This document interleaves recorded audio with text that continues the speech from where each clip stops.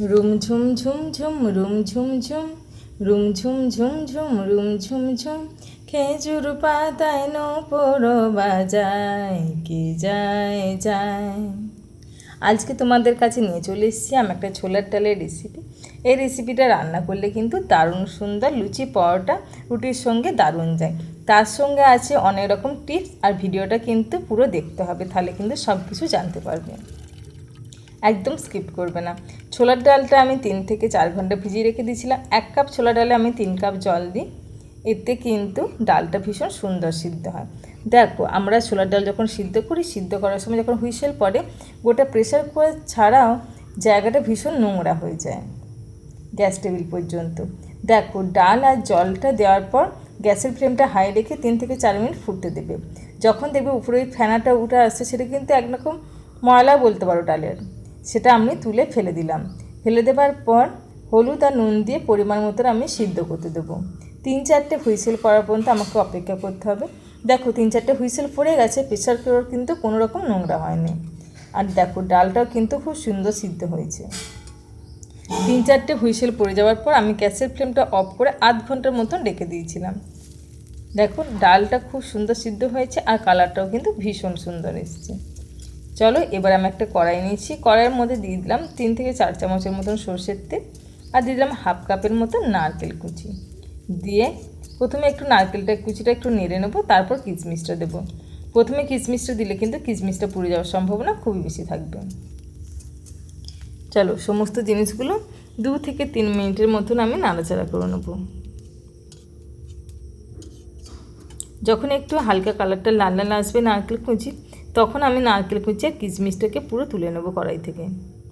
দেখো, ভাজাটা হয়ে গেছে, কালারটা হালকা চেঞ্জ রাখবো। একদম বেশি লাল লাল করতে গেলে কিন্তু নারকেলটা স্বাদই থাকবে না। ওই তেলের মধ্যে আমি দিয়ে দিচ্ছি একটা তেজপাতা, তার সঙ্গে দেবো একটা দারচিনির ছোট্ট টুকরো, 2টো লবঙ্গ আর একটা ছোটো এলাচ। সমস্ত জিনিসগুলো দিয়ে একটু নাড়াচাড়া করে নেওয়ার পর আমি দিয়ে দিচ্ছি হিং। যেটা আমি হিং ব্যবহার করব সেটা হলো সানরাইজের। দেখো, এখানে আমি সানরাইজের হিং ব্যবহার করছি। এই হিংটার কিন্তু যে কোনো ডালে বা তরকারি দিলে স্বাদ হয় ভীষণ সুন্দর। এরপর দিয়ে দেবো আমি টমেটো কুচি। একটা ছোটো সাইজের টমেটো নিয়েছিলাম, ছোট ছোট টুকরো করে নিয়েছি। এরপর দিয়ে দেবো অল্প একটু নুন।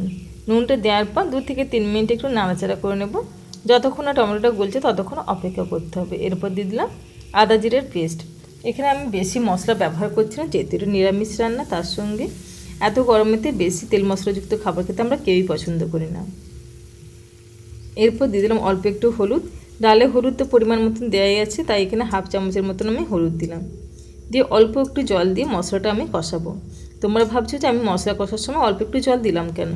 কারণ মশলা যদি জল না দিয়ে কষি, তাহলে গোটা গ্যাস টেবিল নোংরা হবে, আর কড়াই মশলার থেকে বাইরে মশলাটা বেশি চলে যাবে।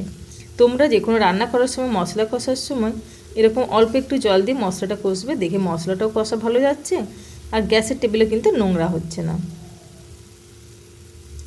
দেখো, তেল ছাড়তে আরম্ভ করে দিচ্ছে, মশলাটা কিন্তু কষাও হয়ে গেছে, তোমরা দেখে বুঝতেই পারছো। এবার আমি দিয়ে দেবো চিনি। চিনিটা আমি একটু বেশি পরিমাণে দেবো, 3 চামচের মতন আমি চিনি দেবো। চিনি দিয়ে ভালো মতন করে চিনিটা গলিয়ে নেব। চিনিটা যতক্ষণ না গলছে ততক্ষণ কিন্তু আমাদেরকে একটু অপেক্ষা করতে হবে।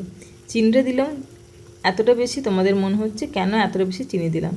কারণ ডালে কিন্তু একটু মিষ্টি মিষ্টি না হলে ভালো লাগে না, বিশেষ করে এটা ছোলার ডাল বলে। এতে কালারটাও মশলার খুব ভালো আসে। এখানে আমি 2টো দেখো লাল লঙ্কা নিয়েছি, এটা কাঁচা লাল লঙ্কা। এটা দিলে দেখতে ভারী সুন্দর লাগে, তাই আমি সবুজ লাল লঙ্কার বদলে লাল লঙ্কা ব্যবহার করলাম। দেখো, মশলার কালারটা কিন্তু অপূর্ব সুন্দর এসছে, তোমরা সেটা দেখে বুঝতেই পারছো। এবার আমি দিয়ে দেবো সিদ্ধ করা ছোলার ডালটা।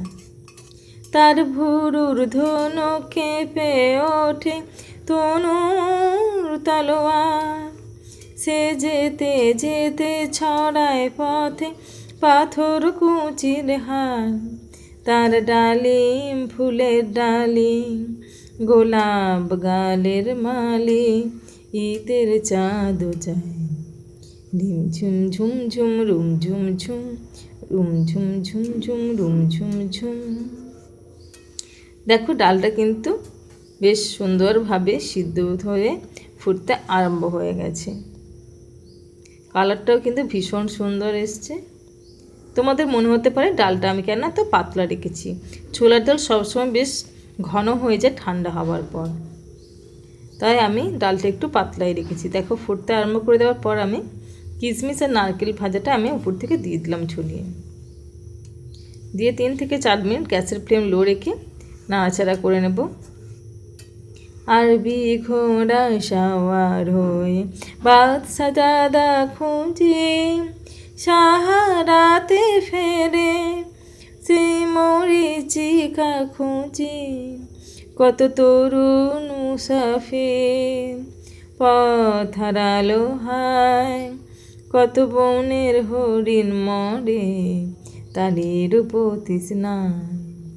রুম ঝুম ঝুম ঝুম রুম ঝুম ঝুম রুম ঝুম ঝুম ঝুম রুম ঝুম ঝুম, খেজুর পাতায় নূপুর বাজায়, কে যায় যায় রুম ঝুম ঝুম ঝুম রুম ঝুম ঝুম।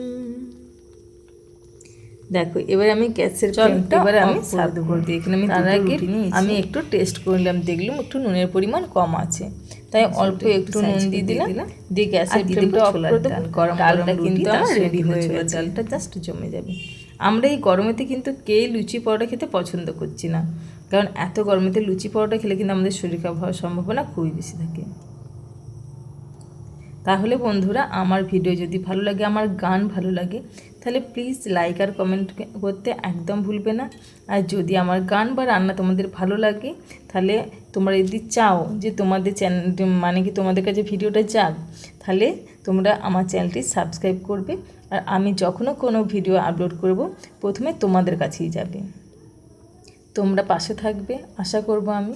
তোমাদেরকে অসংখ্য ধন্যবাদ। তোমরা ভালো থাকবে, সুস্থ থাকবে। আবার অন্য কোনো দিন অন্য কোনো ভিডিও নিয়ে তোমাদের কাছে আমি হাজির হয়ে যাব।